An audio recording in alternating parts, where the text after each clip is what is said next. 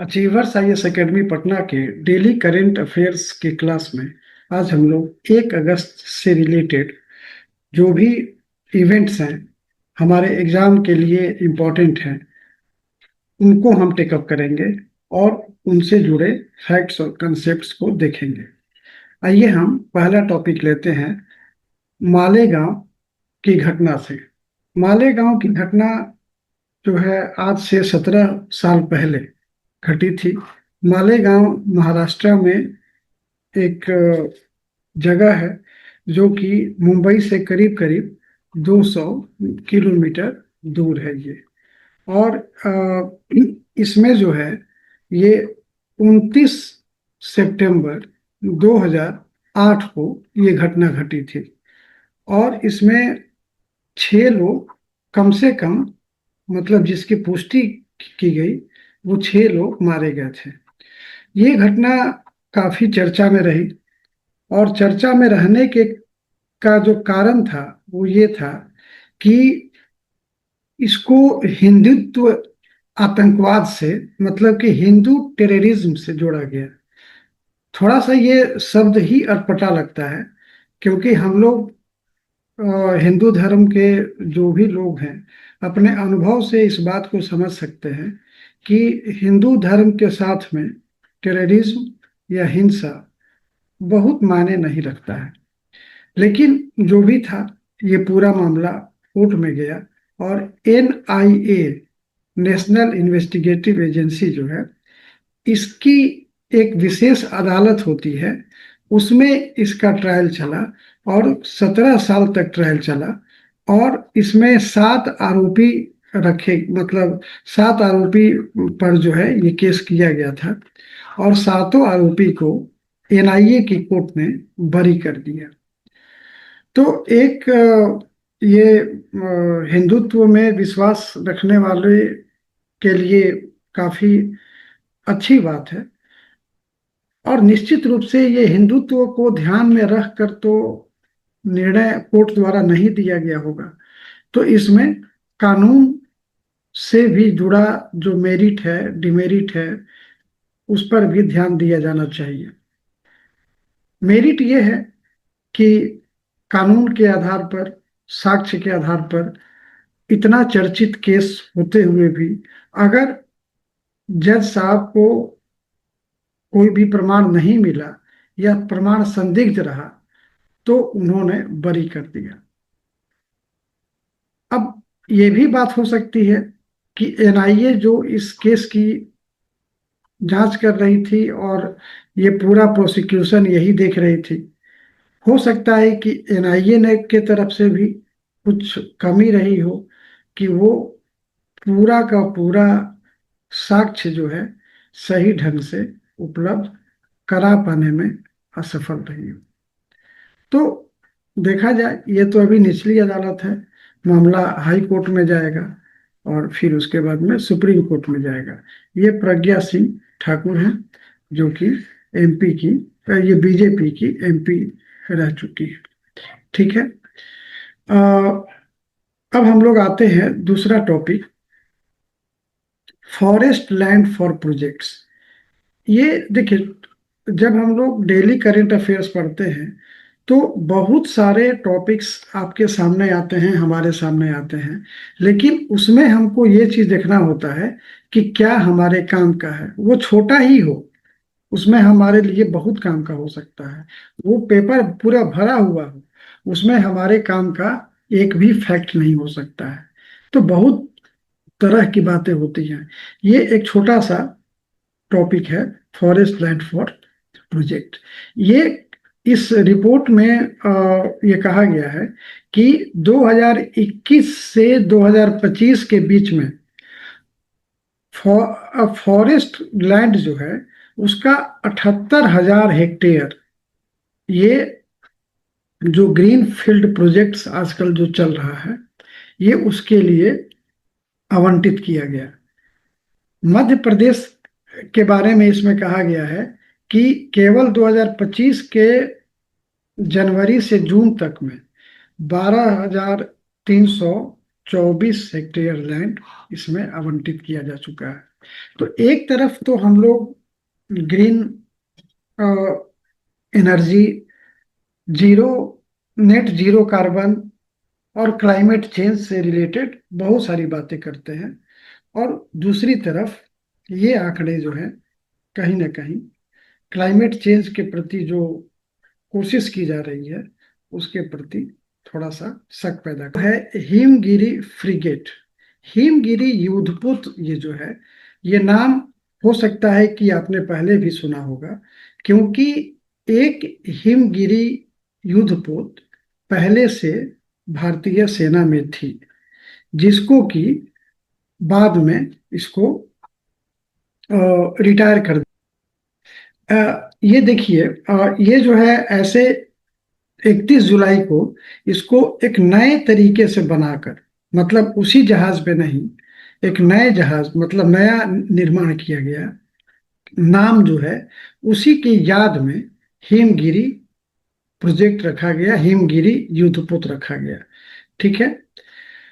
यहाँ पर ये जो जानने की बात है कि ये जो निर्माण हुआ वो GRSE कोलकाता से किया गया, यानी कि garden reach ship builders engineers, PSU की ये एक कंपनी है, पब्लिक सेक्टर यूनिट की, और ये इसमें स्पेशलाइजेशन इसका है।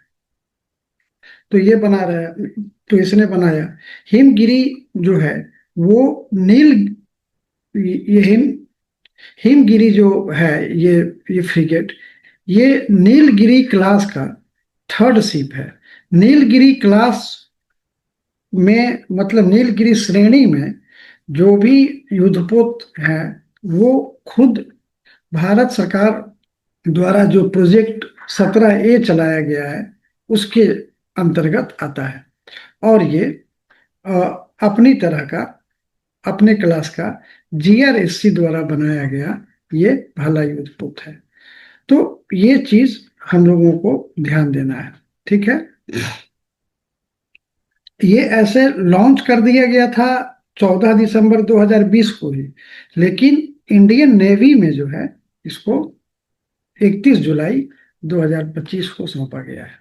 ठीक है। इस पर बहुत सारा चीज ले जाया जा सकता है, जैसे कि ब्रह्मोस मिसाइल लिया जा मतलब ले जाया जा सकता है, या बहुत सारा क्रूज मिसाइल वगैरह जो है ये ले जाया जा सकता है।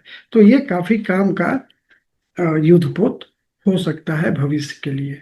आगे जो है हम लोग पहले पिछले क्लास में पढ़ चुके हैं कि फ्रांस जो है वो G7 का पहला कंट्री है जो कि कहा है कि वो स्टेट ऑफ पैलेस्टाइन को वो रिकॉग्नाइज करेगा फॉर्मली। तो ये चीज अमेरिका के लिए थोड़ा सा कष्टकारक हो सकता है, और ये बात अभी चल ही रही थी, और आज भी ये कल भी आपको क्लास में बताए थे कि यूनाइटेड नेशंस का एक कॉन्फ्रेंस भी चला, जिसमें कि 195 जो UN के मेंबर्स हैं उन उसमें से करीब करीब 145 के आसपास ने इसको रिकॉग्नाइज कर चुका है। बाकी से भी इसमें रिक्वेस्ट किया गया है कि आप लोग भी कर लीजिए 21 सितंबर 2025 तक, क्योंकि इस दिन से फिर UNGA यानी कि यूनाइटेड नेशंस जनरल असेंबली शुरू होने वाला है। उसके पहले ये काम पूरा कर लेने की बात कही गई है। इसी बीच में कनाडा भी अनाउंस किया कल रात में कि ये भी जो है रिकॉग्नाइज करेगा, और इसके प्राइम मिनिस्टर मार्क कार्नी ने अनाउंस किया कि ये भी रिकॉग्नाइज करेगा।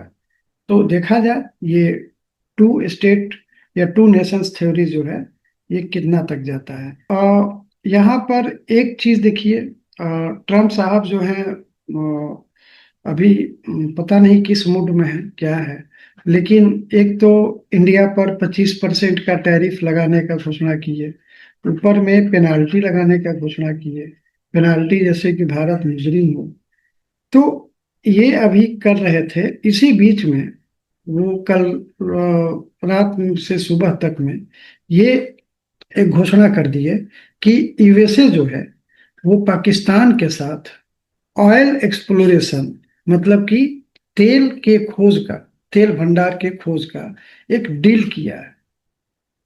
और उन्होंने, अब पता नहीं मजाक में कहा कि सीरियसली कहा, कि अब जो है पाकिस्तान के पास में तेल का उत्पादन ज्यादा होगा, और वह दिन दूर नहीं जबकि भारत पाकिस्तान से तेल आयात कर रहा हो, खरीद रहा हो। तो ये थोड़ा सा, एक्चुअली आजकल ये ट्रम्प साहब का पता नहीं इंडिया के प्रति क्या है, किस कारण से है, या हमारी डिप्लोमेसी में कोई खोट है, या कमी है, या वो थोड़ा सा हाइपर हो जा रहे हैं। तो इस कारण से लेकर वो इंडिया के प्रति थोड़ा सा उनका निगेटिव आ रहा है। अब देखिए, अगर पाकिस्तान का ऑयल रिजर्व इतना बड़ा होता, ये बात पहले से आ रही है कि अगर पाकिस्तान के पास में जितना ऑयल रिजर्व है, अगर वो पूरा खोल भी दे, पूरा अगर एक्सप्लॉयटेशन कर ले, तो वो ज्यादा से ज्यादा 2 साल तक काम चला सकता है। अब उसके पास रिजर्व देखिए 0.2 बिलियन बैरल्स है, जबकि भारत के पास में 4.8 बिलियन बैरल्स है। नेचुरल गैस उसके पास में 529.5 बिलियन क्यूबिक मीटर है, और यहाँ पर 1149। तो कहने का मतलब है कि ऐसा उम्मीद तो नहीं लग रहा है कि अगर वो करेगा तो इंडिया भी कर सकता है। तो इसके पाकिस्तान के बल के आधार पर अमेरिका भारत को चिढ़ाए, थोड़ा सा ये अजीब लग रहा है। लेकिन हमको इसमें पॉलिटिक्स और डिप्लोमेसी नहीं देखना है। देखना है मतलब जहां पर लिखना होगा वहां पर लिखेंगे, लेकिन पीटी के व्यू से इसमें से फैक्ट्स को भी देखना होगा। और अभी भी जो है पाकिस्तान अपने इंपोर्ट पर ही ज्यादा काम करता है, उसी पर ये निर्भर है। अ, बिहार का मखाना जो है उसको एक वैश्विक पासपोर्ट मिल गया है। वैश्विक पासपोर्ट ये harmonised system code, HS code कहा जाता है इसको। इसको एचएस कोड मिल गया है। अब एचएस कोड मिलने से क्या होगा कि इसको वर्ल्ड वर्ल्ड में कहीं भी इसी कोड से चिन्हित किया जाएगा। अब कहीं भी इसको अपना आइटम कैटेगरी या नाम बदलने की जरूरत नहीं होगी। एक्चुअली इसको जो है वर्ल्ड कस्टम्स ऑर्गेनाइजेशन के द्वारा ये संचालित किया जाता है, जिसका कि हेडक्वार्टर बेल्जियम के ब्रुसेल्स में है। तो एक ये भी आपका क्वेश्चन बन जाएगा। और ये जो है वर्ल्ड कस्टम ऑर्गेनाइजेशन ही ये काम एचएस कोड आवंटित करने का काम करता है। एचएस कोड ऐसे अंतरराष्ट्रीय स्तर पर जो दिया जाता है वो 6 अंकों का होता है। यहाँ भी आपका एक क्वेश्चन बन रहा है कि एचएस कोड कितने अंकों का होता है। परंतु अमेरिका और भारत में एक ये परंपरा रही है कि ये 2 अंक अपने से जोड़ते हैं, ये बताने के लिए कि हमारा ये प्रोडक्ट है। और ये टोटल जो है 8 अंक पद्धति का हो जाता है। मखाना का जो मखाना के 3 प्रकार हैं जो कि मतलब एक्सपोर्ट वगैरह के लिए काम होता है। इसमें पॉप्ड मखाना, पाउडर मखाना, और बाकी अन्य तरह के मखाना उत्पादन के लिए इसमें। तो आप देख सकते हैं यहाँ पर कि जो पॉप्ड मखाना है उसके लिए ये कोड दिया हुआ है, जो मखाना पाउडर है उसके लिए ये कोड दिया हुआ है। अब देखिए 2008-19, 2008-19 एक ही है। तो इतना याद कर लीजिएगा, ये 21-22 है, ठीक है, और ये 29 है। तो ऐसे भी आप याद कर सकते हैं। ऐसा नहीं कि बहुत बड़ा 8 डिजिट का कौन याद करेगा, छोड़िए हटाइए। तो याद कर लीजिए, कभी आपको मेंस में लिखने में काम आएगा, पीटी में पूछ देगा तो, और बाकी लोग नहीं बना पाएंगे, आप बनाइएगा। तो ये आप इसको कर सकते हैं। ग्रीनफील्ड प्रोजेक्ट्स जो हैं, आपने इस बार के बजट में भी, केंद्रीय बजट में देखा होगा कि बिहार को काफी थ्योरी मिल गई है। क्योंकि कैबिनेट तो पूरा जितने भी प्रोजेक्ट्स होते हैं बिना कैबिनेट की मंजूरी के बिना संभव नहीं है। हालांकि बजट जो पेश होता है वो खुद ही कैबिनेट की मंजूरी के साथ होता है, लेकिन फिर भी इसको एग्जीक्यूट करने के लिए highest executive body of country जो कैबिनेट होता है उससे काम करना पड़ता है। तो ये जो है मधुबनी में है। ये भी आपको पूछा जा सकता है कि कौन सा वो 6 जगह है। ठीक है, तो आपका मधुबनी, वीरपुर, मुंगेर, वाल्मीकि नगर, मतलब ये पश्चिम चंपारण में है, मुजफ्फरपुर और सहरसा। तो ये जो है आपका 6 जगह आप देख सकते हैं यहाँ पर है। इसमें के लिए जो एएआई है, एयरपोर्ट्स अथॉरिटी ऑफ इंडिया, और बिहार सरकार दोनों के बीच में एमओयू साइन हुआ है, और ये दिल्ली के बिहार निवास में हुआ है। इससे कोई बहुत ज्यादा मतलब नहीं है, चूंकि ये तो पूछा नहीं जाएगा, लेकिन फिर भी आइडिया होना चाहिए, एक आपके मतलब विजन भी तो होना चाहिए। और इसके लिए जो सिग्नेचर हुआ वो एआई के निदेशक अनामी पांडे और बिहार सरकार के जो नागरिक उड्डयन निदेशक है डॉक्टर नीलेश रामचंद्र देवरे, इनके बीच में हुआ। इसके बाद आता है बिहार में छात्र शिक्षक अनुपात। तो बिहार में एक जो राष्ट्रीय शिक्षा प्रोजेक्ट, नेशनल एजुकेशन प्रोजेक्ट की रिपोर्ट आई है, उसमें ये कहा गया है कि देश में, देखिए, देश में छात्र शिक्षक अनुपात कितना है। ये है आपका, ये निचली कक्षा में 40 है और उच्च कक्षा में ये 30 है। बिहार में समेकित रूप से जो है ये 28 है।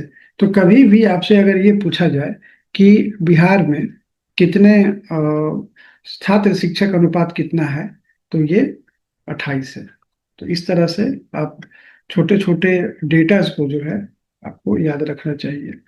इसके बाद जो है जीएसटी। जीएसटी आप जानते हैं कि 1 जुलाई 2017 से 101वें संविधान संशोधन, कॉन्स्टिट्यूशन अमेंडमेंट एक्ट से लागू किया गया था। ये 2016 इसका ईयर ये है। तो ये करके इसमें है।